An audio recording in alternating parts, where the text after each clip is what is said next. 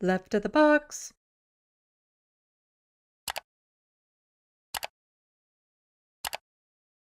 We've been talking a lot about, the safe consumption sites, the forced treatment and everything. And guess what Higgs wants to do? The conservatives of New Brunswick want to do the exact same thing. So Higgs promises bill on involuntary addiction treatments, while liberals focus on senior care, Greens on environmental rights. Higgs promises forced treatment for some people with addictions.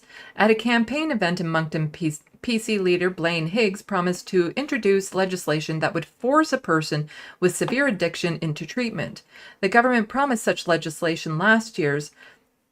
The government promised such legislation last year's. I think that's a typo. Oh. It's missing a space. Okay, I will read this properly now. The government promised such legislation last year as well, but it was never introduced. The concept was questioned by an ethical expert. Speaking on Wednesday, Higgs described the following scenario as the reason for PC government to bring in a bill that would allow... Who wrote this fucking article? Sorry. I'm just like... How am I supposed to read this? You miss a space there, you dyslexic in, you forget a period. Makes it very difficult for somebody with dyslexia to read this. Anyway, speaking on Wednesday, Higgs described the following scenario as a reason for PC government to bring in a bill that would allow...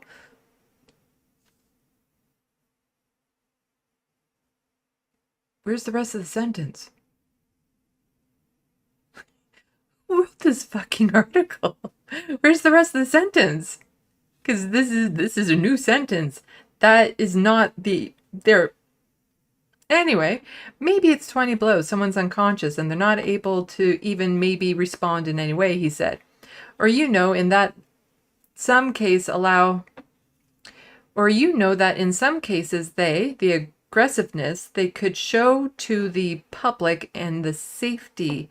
Do we just walk on by and say, well, wish I could help? Where's the M? Ooh, where's the M parentheses?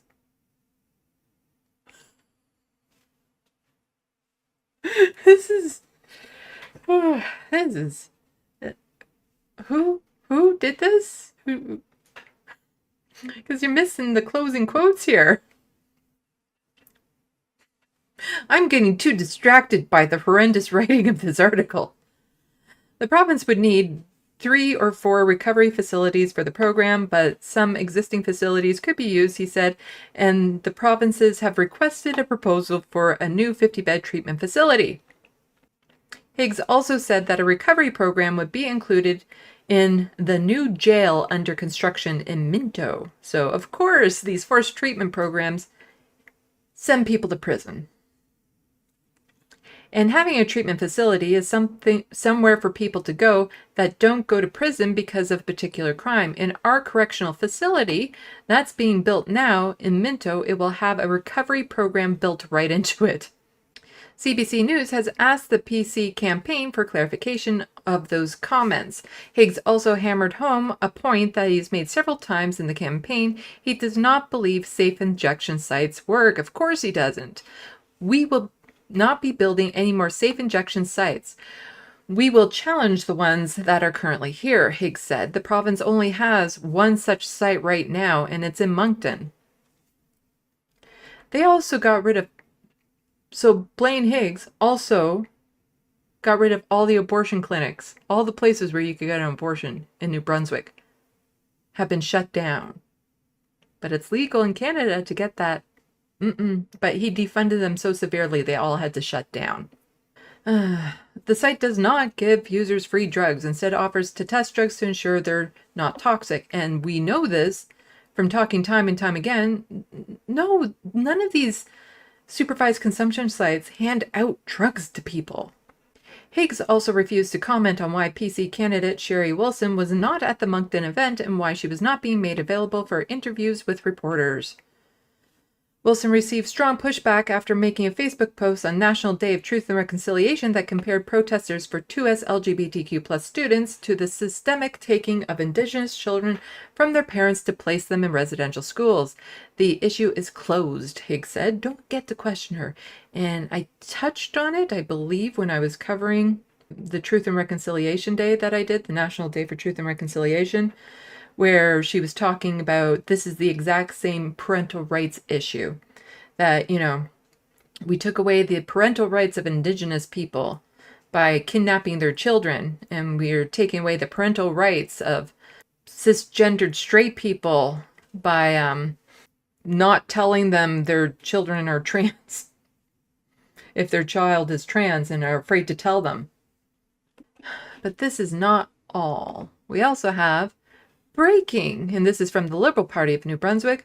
Blaine Higgs has declined the October 9th Leaders Debate hosted by Rogers. Is he afraid of losing in their debate to Susan Holt?